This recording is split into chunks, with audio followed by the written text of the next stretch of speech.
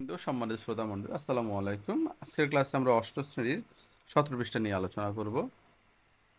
দ্বিতীয় অধ্যায়, প্রমিত ভাষায় প্রমিত বলি, প্রমিত লিখি, ধ্বনির উচ্চারণ। আবু জাফর ওবায়দুল্লাহ, 1934 সালে ওনার জন্ম, 2021 সালে সালে মৃত্যু। বাংলাদেশের একজন বিশিষ্ট কবি। তার উল্লেখযোগ্য কবিতার বইয়ের নাম সাত নদীহার, আমি কিংবদন্তির কথা বলছি। নিচে কবিতাটি ভাষা আন্দোলন বিষয়ক একটি বহুল পঠিত কবিতা। এটির কবির সাত নদী ধার কাব্য থেকে নেওয়া। কবিতাটি প্রথমে নীরবে পড়ো, এরপর সরবে পাঠ করো। সরবে পাঠ করার সময় ধ্বনি উচ্চারণে সতর্ক থাকতে হবে।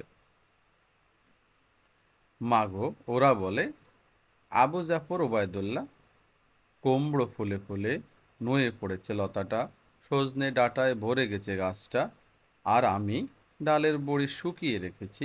খোকা তুই কবে আসবি, কবে ছুটি? চিঠিটা তার পকেটে ছিল, ছেঁড়া আর রক্তে ভেজা। মাগো ওরা বলে সবার কথা কেড়ে নেবে, তোমার কোলে শুয়ে গল্প শুনতে দেবে না। বলো মা, তাই কি হয়? তোমরা কবিতাটি ভালো করে প্রমিত উচ্চারণে আবৃত্তি করে নেবে। ধ্বনির কম্পন মাত্রা ও বায়ু প্রবাহ অনুযায়ী ব্যঞ্জন ধ্বনি। এখানে একটা হচ্ছে, যখন আমরা শব্দ বর্ণ উচ্চারণ করি তখন আমাদের গলার স্বর কখনো বেশি কাঁপে, আবার কখনো কম কাঁপে। যখন বেশি কাঁপে তখন তাকে আমরা বলি ঘোষ ধ্বনি, যেমন ঘ, ঘ, বর্গীয় জ, ঝ। এগুলো গলার সময় আমরা যে গলায় হাত দিই দেখবো এটার কম্পনটাকে বেশি, এই জন্য হচ্ছে ঘোষ ধ্বনি। আর যেসব ধ্বনি উচ্চারণের সময় স্বরতন্ত্র একটু কম কাঁপে সেটা হচ্ছে অঘোষ ধ্বনি, যেমন ক, খ, চ, ছ, ট, ঠ। এগুলো যখন উচ্চারণ করি তখন আমাদের গলার স্বরটা কম কাঁপে, এই জন্য এদেরকে বলে অঘোষ ধ্বনি। আবার বাতাস বের হওয়ার উপর ভিত্তি করে দুই ধরনের, একটা হচ্ছে অল্প প্রাণ আর একটা হচ্ছে মহাপ্রাণ। যেমন যে শব্দগুলো উচ্চারণের সময় ফুসফুস থেকে কম বাতাস নির্গত হবে সেগুলো হচ্ছে অল্প প্রাণ, যেমন ক, গ, চ, বর্গীয় জ। এগুলো থেকে যখন উচ্চারণ করি আমার মুখ দিয়ে বাতাস কম বের হয়, এই জন্য এটা অল্প প্রাণ।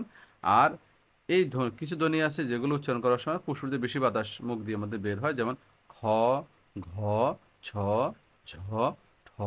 যখন আমরা একটু উচ্চারণ করতে শক্ত করে উচ্চারণ করতে তখন মুখ দিয়ে কি বাতাস বেশি বের হয়। তাহলে বাতাস বেশি বের হলে মুখ দিয়ে তখন সেটা হচ্ছে মহাপ্রাণ, কম বের হলে সেটা হচ্ছে অল্প প্রাণ। আর যদি বেশি কাঁপে তখন হচ্ছে ঘোষ ধ্বনি, আর যদি অল্প কাঁপে উচ্চারণ করার সময় সেটা হচ্ছে অঘোষ ধ্বনি। এখানে কতগুলো শব্দ দেওয়া আছে, লাল চিহ্নিত শব্দগুলো কোন ধ্বনি। যেমন আমাদের এখানে আছে লতা, তটা হচ্ছে অঘোষ অল্প প্রাণ, অঘোষ অল্প প্রাণ। ডাঁটা ডটা হচ্ছে ঘোষ অল্প পরিমাণ, বেশি কাঁপে কিন্তু বাতাস কম বের হয়। গাছের ছটা হচ্ছে অঘোষ অর্থাৎ কম কাঁপে, মহাপ্রাণ, বাতাস বেশি বের হয় মুখ দিয়ে। তারপরে টটা হচ্ছে অঘোষ অর্থাৎ উচ্চারণ করার সময় গলা থেকে স্বরটা কম কম কাঁপে আর অল্প পরিমাণ অর্থাৎ বাতাসও অল্প বের হয়। তারপরে ফতে হচ্ছে পকেটের সেটা হচ্ছে পত হচ্ছে অঘোষ, উচ্চারণ করার সময় গলার স্বর কম কাঁপে আর বাতাসও মুখ দিয়ে কম বের হয়, সেই জন্য হচ্ছে অঘোষ অল্প প্রাণ।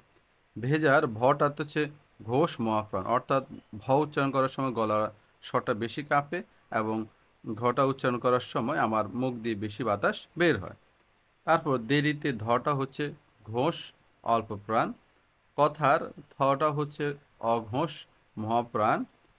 পাগলের গটা হচ্ছে ঘোষ অল্প প্রাণ। মুরকির ডয়বিন্দু রটা হচ্ছে ঘোষ অল্প প্রাণ, অর্থাৎ ডয়বিন্দু র উচ্চারণ করার সময় আমার এই ডয়বিন্দু রয়ের সময় গলার স্বরটা বেশি কাঁপে আর বাতাস কিন্তু অল্প বের হয়। এবার আসো আমরা উচ্চারণের সময় আমাদের যেসব অঙ্গ সরাসরি যুক্ত থাকে সেগুলো আমরা বাক প্রত্যঙ্গ বলি। এখানে বাক প্রত্যঙ্গের ছবি দেওয়া আছে। এখন যে নাক দিয়ে যখন বের হয় ওটা হচ্ছে নাসারন্ধ্র, ঠোঁট দিয়ে যেটা উচ্চারিত হয় সেটা হচ্ছে ওষ্ঠ, দাঁত দিয়ে যেটা উচ্চারিত হয় সেটা দন্ত, জীব, তারপর জীব আছে, মুখ গহ্বর আছে, শ্বাসনালী আছে। এটা না হচ্ছে স্বরতন্ত্র মানে ভোকাল কর্ড, এটা কাঁপে, আমরা যখন কথা বলি এটা কাঁপে অংশটা ভোকাল কর্ড। এটা হচ্ছে কণ্ঠ, এই অংশটা হচ্ছে তালু, আর এই অংশটা হচ্ছে মূর্ধা, অর্থাৎ দাঁতের পেছনের অংশটা হচ্ছে মূর্ধা।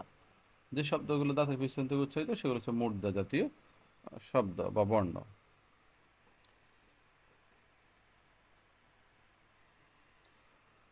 এবার আসো ব্যঞ্জনধ্বনি উচ্চারণে বাক প্রত্যঙ্গের সক্রিয়তা কোনটা কোন অঙ্গ, যেমন কুমড়ো যখন উচ্চারণ করি সে তখন কুমড়োর কটা হচ্ছে আমার কণ্ঠ থেকে বের হয়। ফুল যখন উচ্চারণ করি ফটা তুমি যখন উচ্চারণ দেখবে তো ঠোঁট দিয়ে বের হয়, সেজন্য এটার নাম হচ্ছে ওষ্ঠ। লতা ত যখন তুমি ত উচ্চারণ করবে দেখবে তোমার জিহ্বার আগাটা দাঁতের মধ্যে লেগেছে, এই জন্য সেটার নাম হচ্ছে দন্তধ্বনি। তারপরে দেখো ডাঁটা, ডাঁটা যখন উচ্চারণ করে দেখবে দেখি দাঁতের পরের অংশ থেকে উচ্চারিত হয় ডাঁটা, জিহ্বার আগাটা দেখো ডাঁটা, ডাঁটা হচ্ছে কি জিহ্বার এই দাঁতের একদম পিছনের অংশ থেকে তাল লাগে, ওটা হচ্ছে না ওই জায়গাটা হচ্ছে মুর্দা।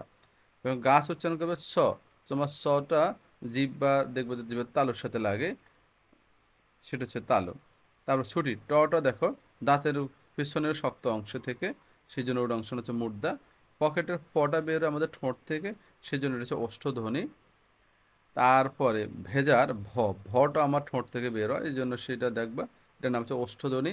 যখন দেরিগুলো দেরি, দেরি বলে দেখো তোমার জিহ্বার আগাটা কি লাগবে দাঁতের গোড়ায় লাগে, সেই জন্য সেটা হচ্ছে দন্তধ্বনি।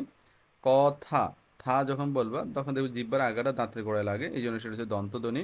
পাগল, পাগল দেখবা এই গটা আমাদের কণ্ঠ থেকে বেরোয় আসছে। মোর কি, মোর কি দর্শনীয় বন্ধুটা আমাদের যে দাঁতের গোড়ার পর অংশ থেকে বের হয়, সেই জন্য সেটা হচ্ছে মূর্ধা ধ্বনি।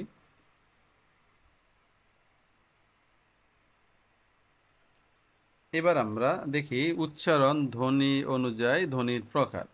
যেমন আমরা কুমড়ো যদি লিখি, কুমড়োর ক হচ্ছে কণ্ঠ ব্যঞ্জন, মটা হচ্ছে ঠোঁট দিয়ে বেরোয় ওষ্ঠ ব্যঞ্জন, ডয় বিন্দু রটা আমাদের মূর্ধন্য ব্যঞ্জন অর্থাৎ দাঁতের গোড়ার পরের অংশ থেকে বের হয়, সেটা হচ্ছে মূর্ধন্য ব্যঞ্জন। বা ফুল দেখো ফুলের ফটা হচ্ছে আমার ওষ্ঠ ব্যঞ্জন কারণ ঠোঁট দিয়ে বের হয়, আর লটা আমার ল যে উচ্চারণ করো দেখবে যেটা তালুর সাথে লেগে যায় এই জন্য তালব্য ব্যঞ্জন। তারপরে আবার লতার লটা একটু পড়েছি লটা মিলে তালুর সাথে জন্য এটা হচ্ছে তালব্য ব্যঞ্জন। আর ত, ত হচ্ছে দাঁতের গোড়া থেকে উচ্চারিত হয় দাঁত থেকে, এই জন্য এটা হচ্ছে দন্ত ব্যঞ্জন। ডাটার ডটা মূর্ধা অর্থাৎ দাঁতের পরের অংশ থেকে দাঁতের গোড়ার পরের অংশ থেকে উচ্চারিত, এই জন্য মূর্ধা ব্যঞ্জন। আর টটা হবে ট, ওই দাঁতের গোড়ার পরের অংশ থেকে উচ্চারিত হয় দাঁতের পরের অংশ থেকে গোড়ার পরের অংশ থেকে জন্য মূর্ধা ব্যঞ্জন। আর গাছ, যদি গাছ হিসেব করো এই গাছের গ, গটা হচ্ছে কণ্ঠ ব্যঞ্জন, গ কণ্ঠ দিয়ে উচ্চারিত হয় সেই জন্য এটা কণ্ঠ ব্যঞ্জন। তারপরে ছ, ছটা তালুর সাথে মিলিয়ে তালব্য ব্যঞ্জন। আর এখানে আবার বলে ডাটার ড আর ট দুটোই মূর্ধা ব্যঞ্জন কারণ এটা দাঁতের গোড়ার পরের অংশ থেকে উচ্চারিত হয়। ছুটির ছটা তালুর সাথে মিলে তালব্য ব্যঞ্জন, আর টটা দাঁতের গোড়ার পরের অংশটা মূর্ধা থেকে উচ্চারিত সেই জন্য এটা মূর্ধা ব্যঞ্জন। এবার ফ, ফটা ঠোঁট থেকে বেরোয় যে ওষ্ঠ ব্যঞ্জন, কটা কণ্ঠ থেকে বের হয় এই জন্য কণ্ঠ ব্যঞ্জন, ট মূর্ধা থেকে বের হয় সেজন্য মূর্ধা ব্যঞ্জন। তার ভেজার ভটা ঠোঁট থেকে উচ্চারিত হয় সেজন্য ওষ্ঠ ব্যঞ্জন, বর্গীয় জটা তালু থেকে উচ্চারিত হয় সেজন্য তালব্য ব্যঞ্জন। দেরির দটা দাঁত থেকে উচ্চারিত হয় সেজন্য দাঁতের গোড়া থেকে এই জন্য দন্ত ব্যঞ্জন। রটা দাঁতের গোড়ার পরের অংশ অর্থাৎ মূর্ধা থেকে উচ্চারিত সেজন্য এটা মূর্ধা ব্যঞ্জন। কথার কটা কণ্ঠ থেকে বের হয় সেজন্য সেটা হচ্ছে কণ্ঠ ব্যঞ্জন। থ দাঁতের গোড়া থেকে উচ্চারিত হয় সেজন্য এটা দন্ত ব্যঞ্জন। পাগলের পটা হচ্ছে ঠোঁট থেকে বের হয়েছে সেই জন্য এটা হচ্ছে ওষ্ঠ ব্যঞ্জন। আর গটা হচ্ছে কণ্ঠ থেকে বের হয় কণ্ঠ ব্যঞ্জন, লটা তালু থেকে সাথে মিলিয়ে লটা তালব্য ব্যঞ্জন।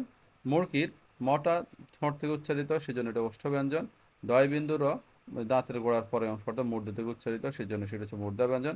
আর কটা কণ্ঠ থেকে উচ্চারিত হয় সেজন্য সেটা হচ্ছে কণ্ঠ ব্যঞ্জন। ধন্যবাদ সবাইকে, সালামু আলাইকুম।